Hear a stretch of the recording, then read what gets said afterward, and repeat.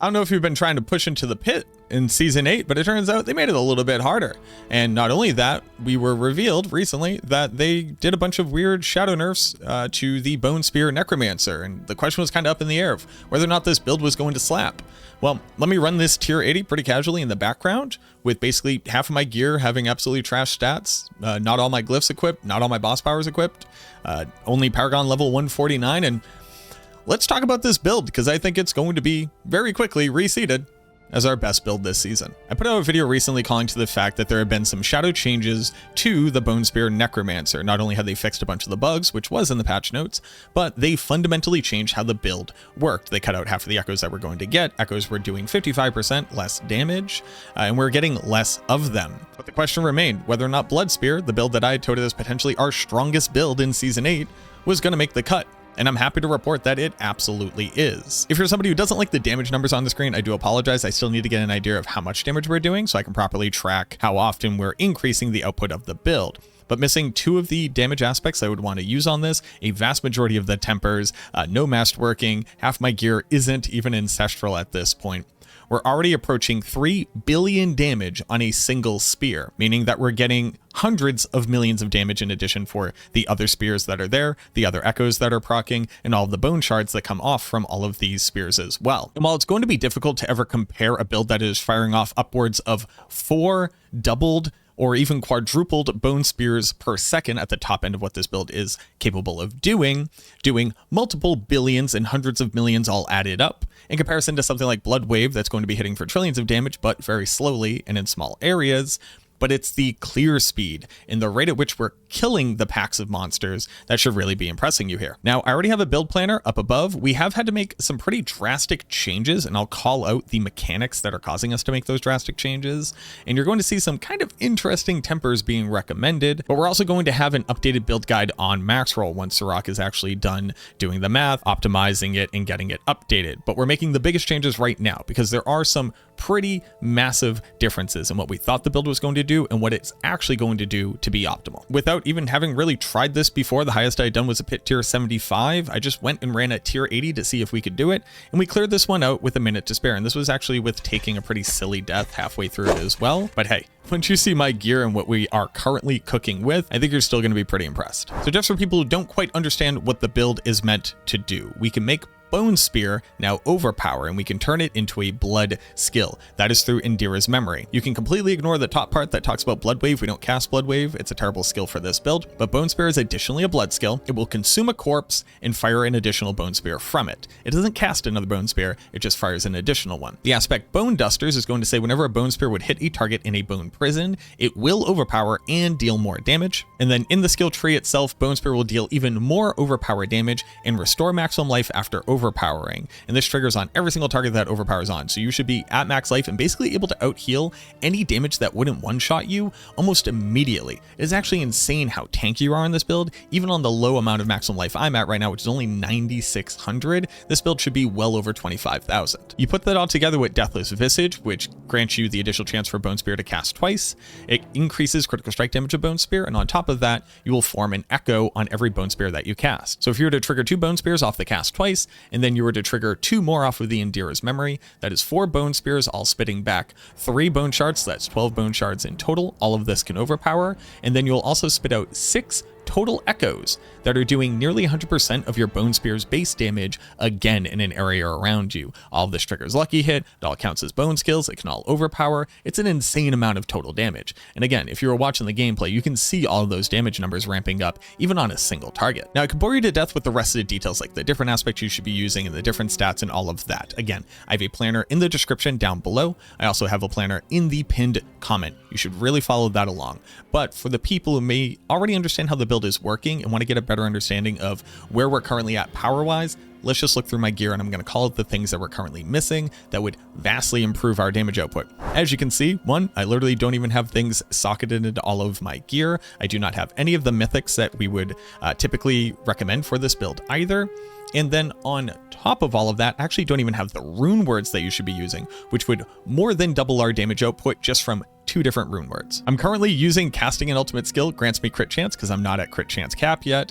And in addition to that, I'm currently using casting 5 skills will restore resource. This is just a nice little way to make sure that I'm always topped off because on the early game version of the build, maybe all of your systems aren't super efficient yet. So it's just making sure I'm always topped off on resource. But we are using a budget bin version of this build. I'm talking Temu. I'm talking we got Blood Spear at home. I'm talking Ocean State job lot levels of bad gear. Non-ancestral visage. We got 2 terrible masterwork crits on it. We are actually capped on the chance to cast twice. We're not capped on the ranks to bone spear. We're not capped on the damage. Random ancestral armor, just be able to hit my armor and res cap here. I am still using cursed aura as well as still physically casting Decrepify.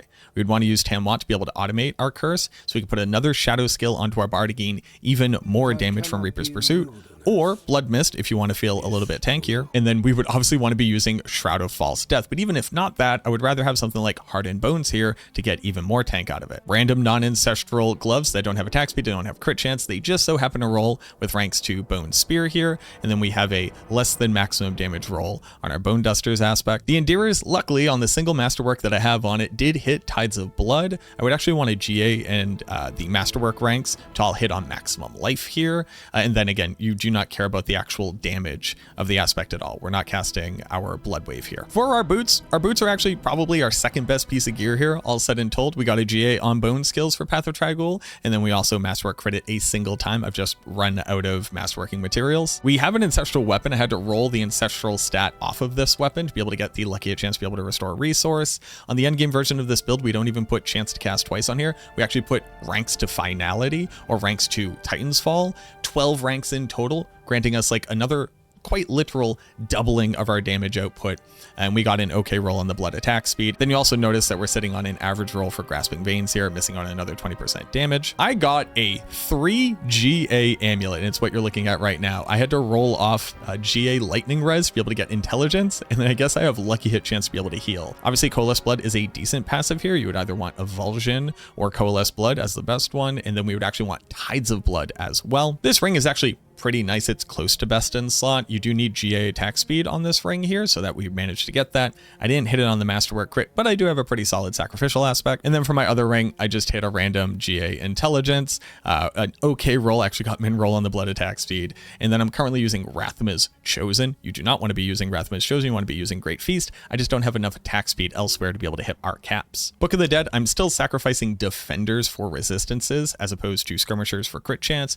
which would allow me to better optimize the rest of the gear that I have. The skill tree, because we don't have Shroud of False Death, we still have to put points into things like Drain Vitality, as well as Necrotic Carapace to be able to fortify. With Shroud of Death, you wouldn't need to put those in at all. We can actually put them down into Finality for additional damage. The skill tree, again, is in the planner. I'm not going to bore you here. And then for our Paragon, which is super suboptimal, and again, you want to check the planner, as I just said, but right now we have a rank 46 on our Essence, so at least we have that activated.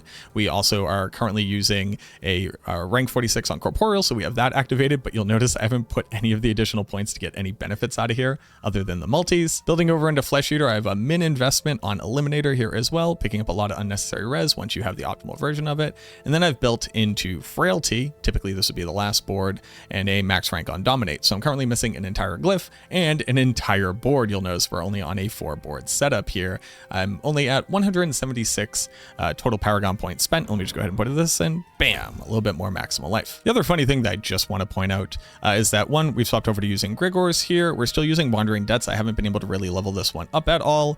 I am currently using Blackmailers for additional barrier because I quite literally don't have Sharpshooter. You'll find that in the planner. I just haven't killed this one yet, so I'm missing out on a large damage multi here. And then I'm still forced to use Hatred's Embrace for more crit chance. Oddly enough, we want to be able to swap this out. We're going to be using Flesh Reapers as a huge vulnerable damage. But I wanted to talk about two things that I was referring to in the mechanics section here for why these boss powers kind of look worse than what you would expect, because you have Belial's right here with a huge overpower multi. This would be a 30% overpower multi. And then not only that, we also have a massive vulnerable multi, a 30% multi here, as well as Harbingers. So why am I not using these? Belial's Eye Beams, from the blog post that Blizzard had posted, said that you will deal increased overpower damage for 2 seconds after gaining stealth. What it actually says is that you gain stealth and you deal overpower damage while stealthed.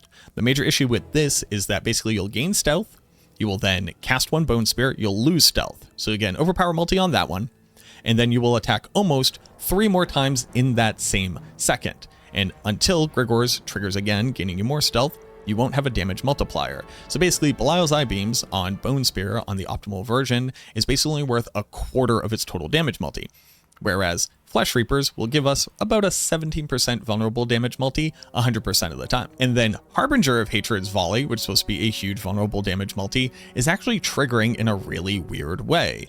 You'll notice that says casting a basic skill at maximum resource will dump all of your resource and then make targets vulnerable. We don't really want that. But not only that, we don't cast any basic skills.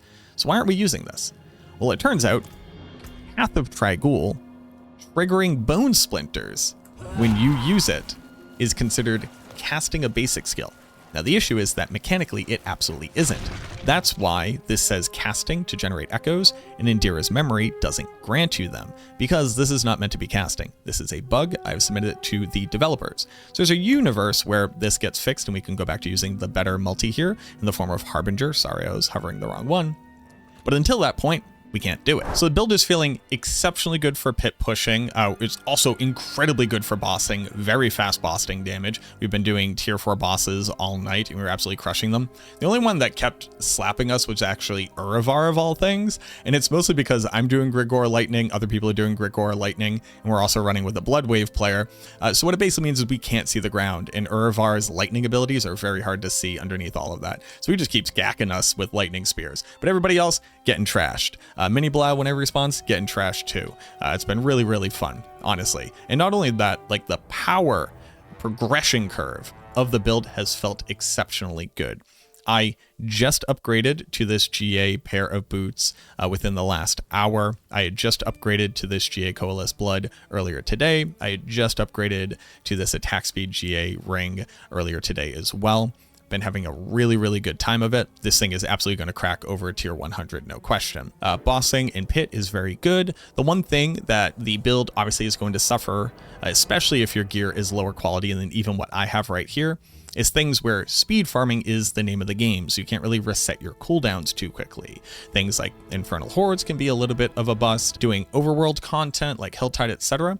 I'm going to try to find a way to optimize the build to be able to either automate the overpower without needing to hit Bone Prison, but also what I think I might be looking into is basically just an armory swap, either of a few pieces of gear or even just the Paragon and the skill tree, to make it so that you basically don't actually run Indira's, like we don't turn into a blood skill, so we also don't drain our maximum life, but we can instead build into larger crit damage multipliers as opposed to overpower damage multipliers. And in that way, maybe you can like swap to the armory for overworld content, just kind of run it like old Bone Spear and just make sure that your essence is up and all of that. And then you swap it over, click the armory again, swap that over for bossing in pit. Because a lot of the times on necro builds, when a build is really good at the pit, it tends to suck at other things. And people don't really grok that until they put it all together and then they go try and do other content. So I'm going to try to alleviate those issues as best as I can.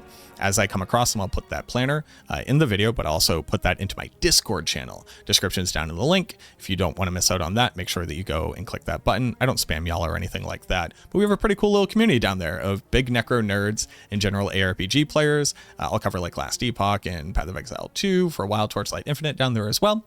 So if you're interested, join up. I'd love to have you. Also, and I'm just going to keep, shelling for myself. Why not? Nobody else is going to do it. If you're brand new to the channel, you liked this coverage, you like the quality of it, or if you just want to learn more, click the subscribe button. You don't want to be missing out. We're getting a large influx of new subscribers. Thank y'all so much. I really, really appreciate it. And we're trying to hit 100,000 before the end of the year. It's a lofty goal, but I think that we can get there. And if you could help me out, it would mean the world to me. Leave a like on the video, leave a comment down below. Have you come across any weird interactions, bugs, different things, tried out different optimizations, trying out this building, came across some cool tech?